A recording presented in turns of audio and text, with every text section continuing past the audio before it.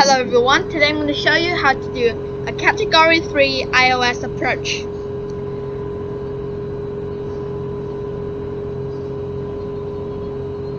Right, so here you can see I'm turning into the final approach course of Bangkok International Airport runway 19 left. So, first of all, you need to turn on iOS frequency. iOS frequency runway 19 left is 110.5, so just enter that in. Enter, and you can see the folder word here. So now I continue to turn and our final approach course. Our airspeed is 165. It's pretty nice for now. Now we're just gonna quickly activate approach phase on our flight management and guidance computer as we are turning into the runway here. Just make sure our VREF speed, our computer calculate VREF speed is 135. True airspeed. Okay, so 135.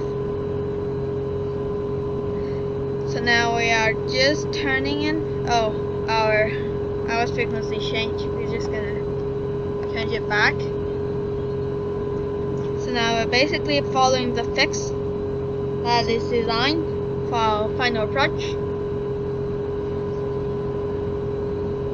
At 2,000 feet, we are very low. We are quite low here, and we're now turning with the fix. Now you need the autopilot to be engaged, auto throttle to be engaged, or flight director to be engaged, and both engines working for the Category 3 iOS approach. And normally Category 3 approach used when there's a lot of fog, where you pretty much can't see anything over the windscreen. This is the best I can get out of Flightgear. You can see this much. This is the least visibility I can get Flightgear.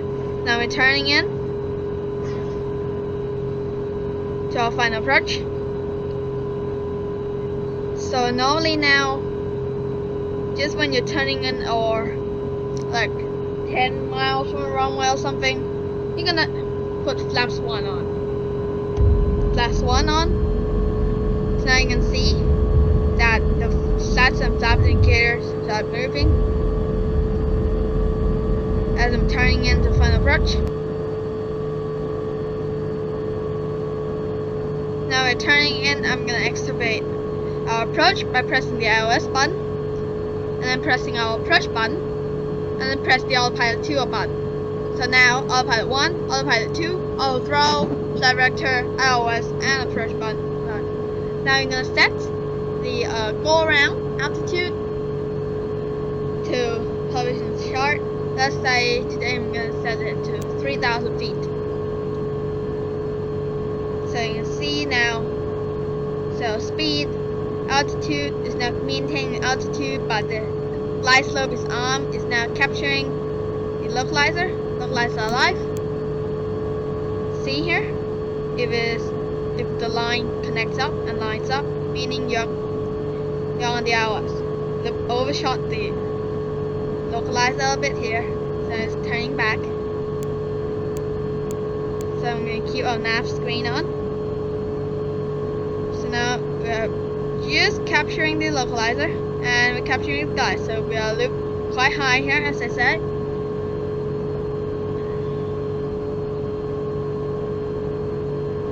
So now we're just gonna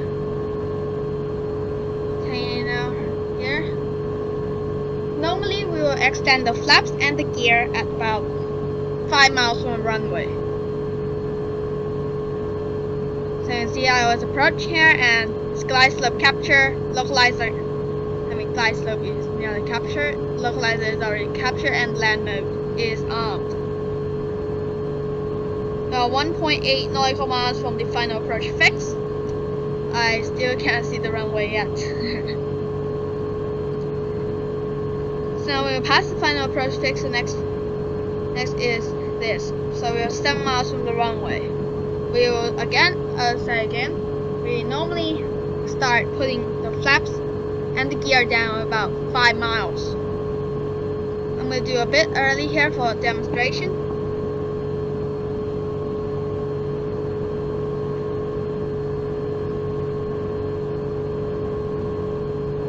Also, I'm recording this on a different mic, so my sound is going to be a bit different. I don't know if it's better or worse, I don't know.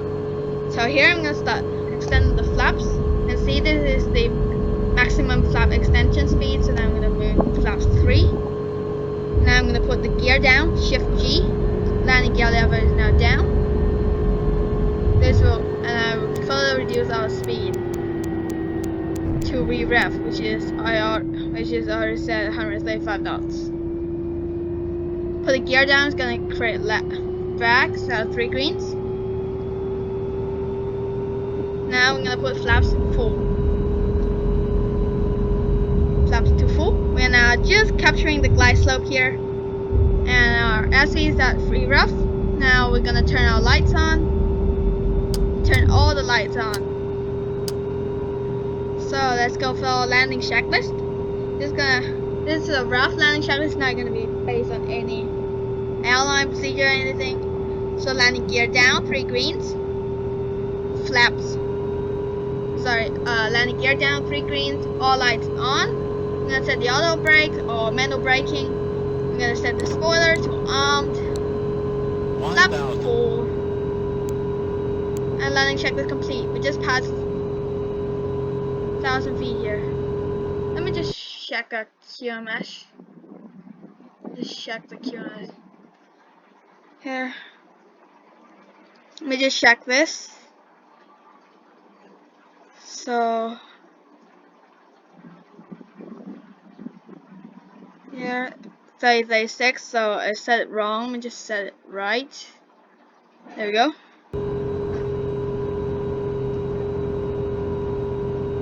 Can see a runway in sight now. 2 miles from the runway.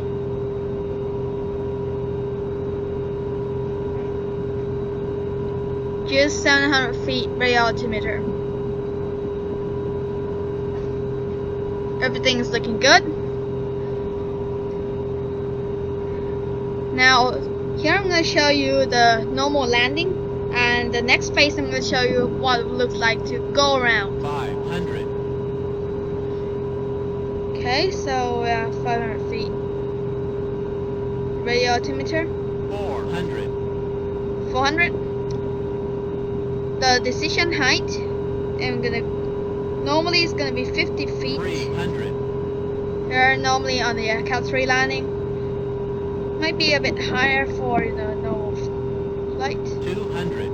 So now our aircraft is now following our guidance. 200. Minimums. Now it's flaring now. You can see, pretty much near perfect. 10. Touchdown here. Now you're gonna disengage the throttle by pulling your throttle back. You see it's retargeting the thrust lever. Now I'm gonna press delete and put your engine into reverse. Go. So now you are in reverse. And I'm gonna check our spoiler. For some reason it's not going down, so I'm just gonna put it down manually. There we go. Now I'm gonna put just use a bit. Why is that? We're landing. What do you expect? Now I'm just gonna move the rudder to keep that perfect center line. About 60 knots. You're gonna put from full reverse or whatever you set to idle reverse. And then you keep it at idle reverse until you at taxi speed, pretty much. I'm gonna pause here to talk for a second.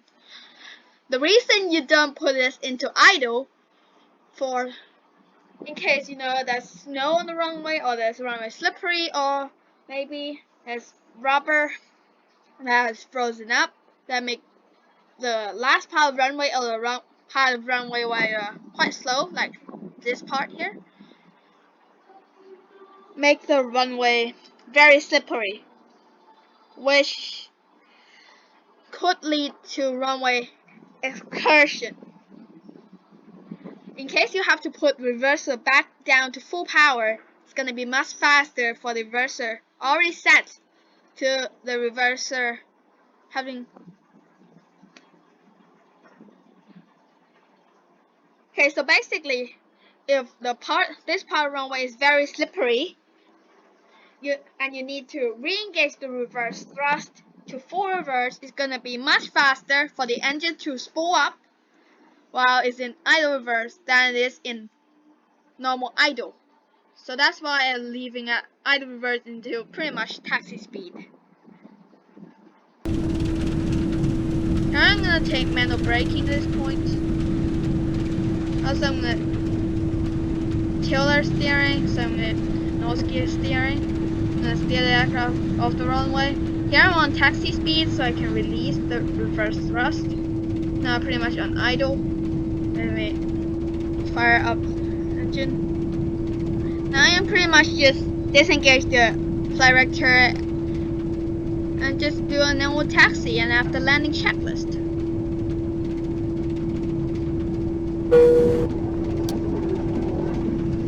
Don't worry about it. Just speed brake still out. That's not a problem. Just gonna retract it. After landing checklist. Flaps up. Landing light off, taxi lights on. After landing checklist complete. Again, this is not based on any real checklist, just coming to top of our head.